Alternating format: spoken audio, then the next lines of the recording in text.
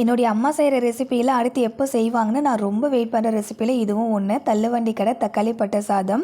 ஆனால் இப்போலாம் அடிக்கடி செஞ்சு சாப்பிட்டுடுவேன். உங்களுக்கும் தள்ளுவண்டி கடை தக்காளி பட்டை சாதம் பிடிக்கும் அப்படின்னா ரெசிபியை சேவ் பண்ணிவிட்டு ட்ரை பண்ணி பாருங்கள். ஒரு பேனில் 4 டேபிள் ஸ்பூன் எண்ணெய் சேர்த்து சூடானதும் 1 இன்ச் அளவுக்கு இஞ்சை நசுக்கி சேர்த்துக்கோங்க. 3 பச்சை மிளகாய் கட் பண்ணி சேர்த்துட்டு வதக்கிட்டு இதில் 1 டேபிள் ஸ்பூன் கடலைப்பருப்பு, 1/2 டேபிள் ஸ்பூன் கடுகு சேர்த்து பொரிய விட்டுட்டு 10 பூண்டு சேர்த்து வதக்கிக்கோங்க. அடுத்த பேனில் 2 பெரிய சைஸ் வெங்காயம், 1 கொத்தளவுக்கு கருவேப்பிலை சேர்த்து வெங்காயம் கலர் சேஞ்ச் வரைக்கும் வதக்கிட்டு 3 பெரிய சைஸ் தக்காளி, 1/4 டேபிள் ஸ்பூன் மஞ்சத்தூள், 3/4 டேபிள் ஸ்பூன் உப்பு சேர்த்து தக்காளி நல்லா மசிஞ்சு வதங்கி வர வரைக்கும் வதக்கிக்கோங்க.